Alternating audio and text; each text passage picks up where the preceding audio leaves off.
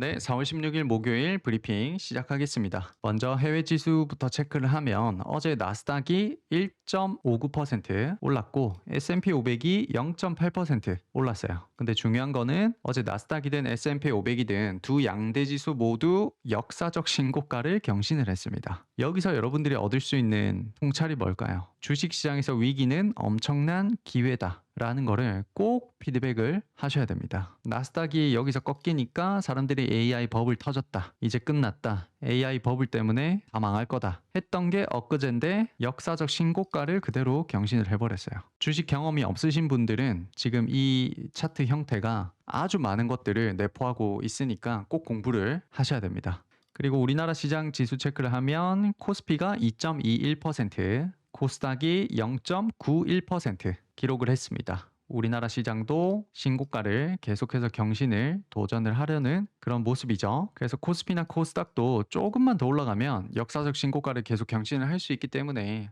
시장 상황은 너무나 좋다. 전쟁이 일어나더라도 그대로 치고 가는 모습입니다. 그리고 오늘 주요 뉴스로 넘어가 보겠습니다. 첫 번째 뉴스는 현대차 관련된 뉴스입니다. 정의선 현대차 회장이 미국의 세마포 월드 이코노미에서 새만금을 본진으로 해서 로봇이나 AI 그리고 수소 같은 것들을 축으로 하는 미래 모빌리티 전략으로 가겠다라고 연설에서 밝혔습니다. 세마포 월드 이코노미는 워싱턴 DC에서 매년 열리는 경제 행사입니다. 글로벌 경제나 미래 기술 등등을 얘기하는 행사인데 굉장히 큰 행사입니다. 거기서 연설을 한 거죠. 이 로보틱스 부분에서는 28년도쯤에는 산업 제조 현장에 아틀라스 휴머노이드 로봇을 전격적으로 배치를 하고 한 2030년까지는 연간 한 3만 대를 양산 체제를 구축을 해서 산업용 피지컬 AI 시장을 선점하겠다라는 그런 구상인 것 같아요. 특히 테슬라가 지금 피지컬 AI의 대중화 전략을 쓰고 있죠. 거기에 맞서서 현대차는 우리는 대중화 전략보다는 고위험, 고정밀 그런 공정에 투입 가능한 로봇을 주력으로 키우겠다라고 말을 하고 있습니다. 즉 피지컬 AI 중에서도 산업용 로봇은 우리가 일장이다 라고 선언을 지금 한 거죠. 그래서 현대차의 아틀라스 로봇은 우리가 앞으로 이미지를 잡을 때 가정용 로봇이나 서비스용 그런 로봇들보다는 산업 현장에서 막 엄청나게 힘을 쓰고 있는 그런 로봇의 이미지로 잡아가시면 될 것 같습니다. 그리고 현대차는 새만금을 뺄 수가 없죠. 새만금 부분으로 넘어가면 새만금 지역에 9조 원을 투입을 해서 태양광 발전소라든지 수소 같은 것들을 투자해서 에너지 자립형 로봇 생태계를 구축하겠다라고 얘기를 하고 있습니다. 그래서 미래 신사업 밸류 체인을 전부 다 새만금에 짓겠다라는 거예요. 더 쉽게 말하면 새만금 지역을 우리 현대차 미래 먹거리에 완전히 본진으로 삼겠다는 거죠. 이 새만금에서 로봇이든 뭐 에너지 사업이든 전부 다 할 거라는 그런 소리입니다. 그래서 현대차가 지금 밀고 있는 에너지 하면 수소죠. 이번 연설에서도 수소 에너지를 굉장히 강조를 많이 했습니다. 로봇만 팔겠다는 게 아니라 앞으로 로봇을 돌리는 에너지원까지 우리가 한꺼번에 다 팔겠다는 거죠. 그러니까 현대차는 지금 로봇의 사활을 걸었어요. 여기에 현대그룹에 앞으로 운이 달렸다고 봐야 되겠죠. 그래서 굉장히 지금 중요한 기사입니다. 지금 이거는 현대차가 코로나부터 있었던 차트를 제가 보여드리고 있는데, 그러니까 작년까지는 사실은 이 긴 박스권에 갇혀 있었죠. 그래서 사실은 지금까지는 자동차 밸류만 받은 거예요. 자동차가 얼마나 많이 팔릴지에 따라서 현대차가 급등을 하거나 또 급락을 하거나 그런 것들이 이제 발생이 된 거죠. 근데 이제는 로봇으로 새롭게 밸류를 받으면서 점프를 이렇게 한번 한 상태입니다. 근데 이 모멘텀이 지금 장난 아니죠. 너무나 좋은 모멘텀을 끼고 있기 때문에 현대차도 앞으로 6개월, 1년 정도 조정을 받을 때 계속해서 모아 나간다면 뭐 한 100% 또는 뭐 200% 수익은 낼 수 있지 않을까 그렇게 보고 있습니다. 그래서 총 정리를 하자면 현대차는 서비스용이 아니라 산업용 로봇을 주력으로 할 거다라고 얘기를 했고, 그 다음 수소 에너지 생태계를 만들어서 로봇에 들어가는 에너지원까지 우리가 한 번에 한 큐에 다 같이 팔겠다라는 전략을 얘기를 했습니다. 그래서 앞으로 현대차 하면 로봇 플러스 수소 이렇게 2개 정도 기억해 주시는 게 좋습니다. 자동차는 당연히 기존에 팔던 먹거리니까 당연히 봐줘야 되는 거죠. 그 다음 두 번째 소식은 전고체 배터리 소식입니다. 지금 이틀 연달아서 서로 다른 연구팀이 고체 전해질을 개발했다라고 기사가 나오고 있습니다. 제가 보기에는 전고체 배터리 상용화까지는 한 70% 정도 온 것 같아요. 2026년 인터배터리를 제가 갔다 왔는데 거기 기사들을 보면 삼성 SDI가 전고체 배터리 샘플을 공개를 했습니다. 그러니까 전고체 배터리 샘플 정도는 이제 만들 수가 있다는 거죠, 진짜로. 그래서 다들 전고체 배터리가 경제성이 없어가지고 포기를 막 하고 있을 때 우리나라에서는 거의 유일하게 삼성 SDI만 전고체 배터리를 좀 깊게 연구를 해왔었죠. 그 성과가 지금에야 이제 나타나기 시작하는 것 같아요. 그래서 이런 기술적인 부분들은 대부분 다 갖춰진 것 같은데 상용화하기까지에는 최적화의 문제가 좀 남아있는 걸로 보입니다. 그러니까 경제성이 아직까지는 한참 안 나온다는 거죠. 경제성이 나오려면 수율 최적화 문제도 있고 그 다음에는 공급망 문제도 있습니다. 전고체 배터리는 황화물이 사실상 핵심인데 이 원료를 또 중국이 꽉 잡고 있습니다. 그러니까 이런 부분도 앞으로 전고체 배터리 생산 시에 문제가 되겠죠. 근데 이 전고체 배터리 공급망에서 문제가 생겼을 때 누가 해결해 줄 것이냐는 역시나 또 고려아연입니다. 만약에 진짜로 중국이 대놓고 핵심 소재나 원료들을 다 끊어버리면 우리 입장에서 믿을 거는 고려아연밖에 없습니다. 그 정도로 고려아연이 현재 첨단 산업에서 차지하는 그 위상이 아주 핵심적이라는 거죠. 그래서 이렇게 산업을 하나하나 공부를 해두니까 산업 안에서 지식이 도는 게 아니라 이렇게 점점 확장되면서 여러 가지 산업들이 머릿속에서 한꺼번에 묶이고 있죠. 배터리 하면 배터리 회사들만 공부가 되는 게 아니고 공급망 문제도 있구나. 그래서 공급망을 또 공부를 하다 보니까 고려아연 같이 재련 사업, 원료 사업도 굉장히 중요하구나. 그런 것들을 다 알게 되는 거죠. 그래서 주식시장에서는 이렇게 오랫동안 머물면서 여러 가지 산업에 대한 지식들을 추적을 하다 보면 정말 일반인들과는 차원이 다른 뭔가를 보실 수가 있게 되실 겁니다. 어쨌든 이런 전고체 배터리 기사들이 앞으로 점점 더 많아질 걸로 생각이 됩니다. 로보틱스 시대가 왔기 때문이죠. 로봇 시대가 오면 배터리도 그만큼 진화를 해야 되기 때문에 거기에 유력한 배터리가 전고체 배터리죠. 그래서 앞으로 전고체 배터리 특강이 나갈지는 모르겠는데 관심이 있으신 분들은 한 6개월 정도 앞으로 박스를 만들어 갈 때 차근차근 모아 나가시면 될 것 같네요. 요거는 이제 첫 번째 기사고, 그리고 기사가 하나 더 있었어요. 이렇게 서로 다른 연구팀이 고체 전해질을 개발을 했다고 이렇게 주장을 하고 있습니다. 다음으로 넘어가면 아마존이 일론 머스크의 스페이스X를 추격하기 위해서 위성통신 기업 글로벌스타를 약 17조 원에 인수를 한다고 합니다. 이번 인수를 통해서 아마존은 한 28년도부터 기지국 없이 스마트폰과 위성을 직접 연결하는 그 원래 스타링크가 기존에 하고 있었죠. 그 서비스를 그대로 한다고 합니다. 그래서 아마존 입장에서는 선두주자인 스페이스X와의 격차를 줄이기 위한 그런 본격적인 행보라고 보여집니다. 이런 기사들이 이제 중요한 이유는 이런 대형 인수권들을 보면 단순히 통신망을 확장을 하려는 게 아니고 이제는 우주항공 또는 위성 생태계 산업이 급격하게 성장을 하고 있다라고 해석을 해야 되는 거죠. 그래서 앞으로는 위성통신 및 장비 관련주들 관련해서 또 열심히 추적을 해야겠습니다. 앞으로 미래 먹거리가 뭔지 느낌이 팍팍 오죠? 읽다 보면. 그리고 다음으로는 애플 폴더블 폰 뉴스입니다. 삼성 디스플레이가 오는 6월부터 애플 폴더블 폰 OLED 패널 양산에 전격적으로 돌입한다고 합니다. 지금까지 시장에 퍼졌던 그 루머가 있었죠. 이 애플 폴더블 폰이 뭐 프로젝트가 중단된다, 아니면 연기된다, 그런 루머들이 있었는데 이제는 쏙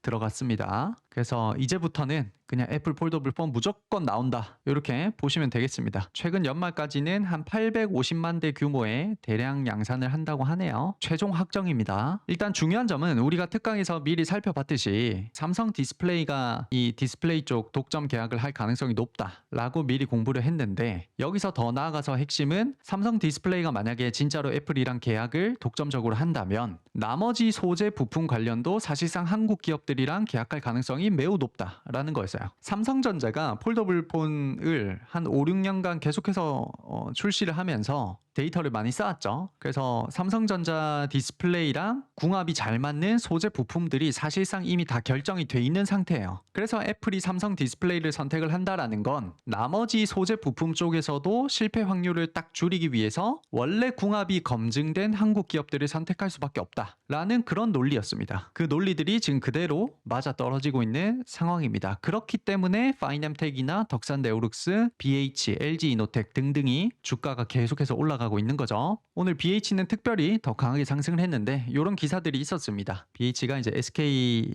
증권에서 목표 주가를 45,000원으로 상향을 했습니다. 지금 한 28,000원인데 엄청 크게 상향을 한 거죠. 그래서 이런 기사들도 있었고, 그 다음에 삼성 쪽에서도 이제 폴더블 기사들을 좀 내기 시작하네요. 어쨌든 폴더블 폰 시장 자체가 내년부터 급격하게 커질 전망이기 때문에 폴더블 관련해서 소재라든지 부품 관련주들 체크를 해야겠습니다. 꼭 애플 쪽이 아니더라도 이런 기업들이 계속 앞으로 돈을 벌 수 있는 그런 상황이 될 거라고 보고 있습니다. 어쨌든 우리는 되게 밑에서 잘 잡아서 오늘자로만 수익이 한 50%에서 80% 정도 나고 있죠. 그래서 밑에서 잘 잡았기 때문에 그냥 계속 쭉 들고 가면 될 것 같네요. 이제 앞으로 애플 폴더블 관련해서 기사가 더 많아질 텐데 그냥 즐기시면 될 것 같습니다. 다음은 삼성전자 반도체 관련된 뉴스입니다. 삼성전자가 북미 시장을 공략하기 위해서 지은 파운드리 테일러 공장이 이제 한 3년 6개월 만에 가동 준비를 마치고 24일부터 장비 반입식을 진행을 한다라고 합니다. 특히 이제 중요한 거는 작년 7월에 테슬라랑 큰 계약을 한번 했었죠. 그래서 올 하반기부터 테슬라의 차세대 자율주행 칩인 AI5와 AI6 양산에 돌입을 한다고 합니다. 특히 AI6 물량은 삼성전자가 전량 수주를 했다고 지금 밝혀져 있죠. 그리고 이 테일러 팹 공장은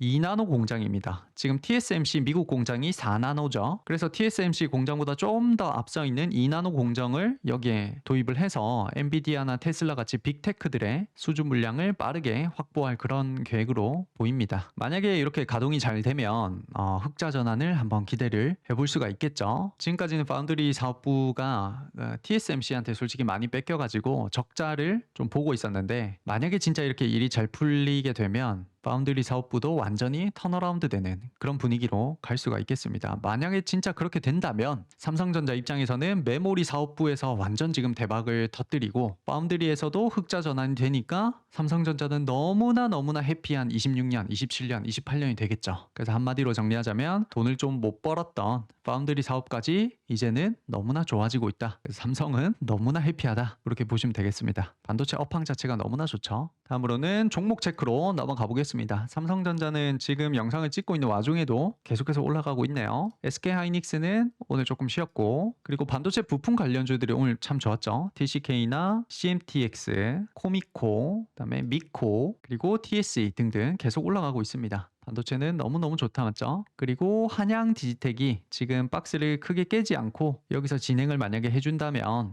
초입 매매를 시도를 한번 해볼 수가 있을 것 같아요. TLB 마찬가지로 지금 이 자리에서 조정이 조금 나오더라도 계속해서 이렇게 살려주는 느낌이 들면 초입 매매가 가능하겠죠. 다음으로는 2차 전지로 넘어가면 전쟁 관련 이슈 때문에 다들 안 좋았는데 2차 전지는 유독 좀 잘 올라가는 그런 느낌이었죠. 그래서 지금도 크게 꺾이지 않은 상태라서 다시 매수 타점이 오기에는 조금 시간이 걸릴 것 같네요. 특히 ESS나 전고체 배터리 같은 큰 모멘텀이 여러 개 엮여 있는 삼성 SDI 같은 이런 차트가 다시 전저점까지 내려와야 뭔가를 해볼 수가 있을 것 같아요. 그래서 지금은 2차 전지는 좀 기다려야 할 때다. 조선은 얼마 전에 급락이 나왔을 때 1차 매수에 들어갈 수 있는 좋은 시기다 라고 말씀을 드렸습니다. 하나오션, HJ중공업, HD 현대중공업, HD 한국조선해양, 삼성중공업 뭐 이렇게 있습니다. 그래서 1차 매수 타점이 지나고 지금은 상승하는 구간이라서 더 이상 우리가 할 수 있는 건 없고 다시 박스권을 만들기 위해서 내려올 때까지 좀 기다려야 됩니다. 그리고 애플 폴더블 폰으로 넘어가면 오늘 크게 슈팅이 나왔어요. 파이넴텍도 11%, 덕산 네오룩스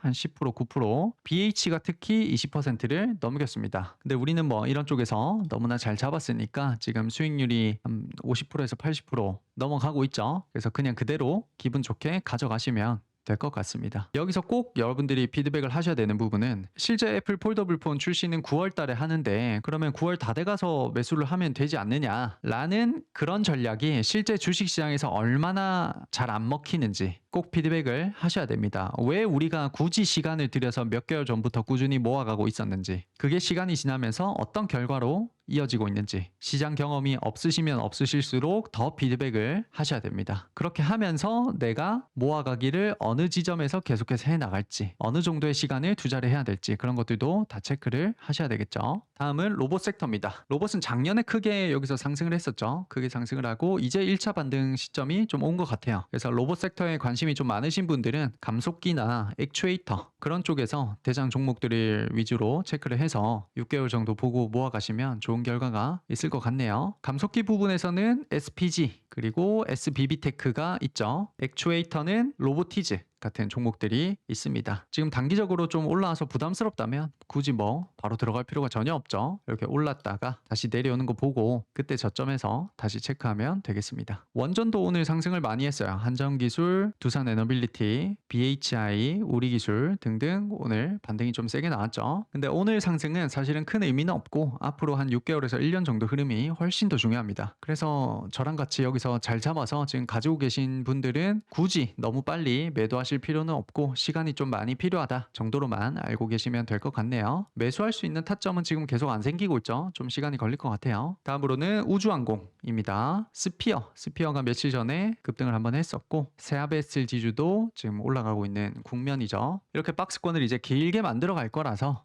너무 조급하게 생각하지 말고 기다리다 보면 좋은 타점이 분명히 올 겁니다. 그런 매수 타이밍이 오면 다시 그때 가서 소개를 해드리도록 하겠습니다. 그래서 이렇게 시장 브리핑이랑 종목 체크를 마무리하고 반도체 같이 하기로 넘어가면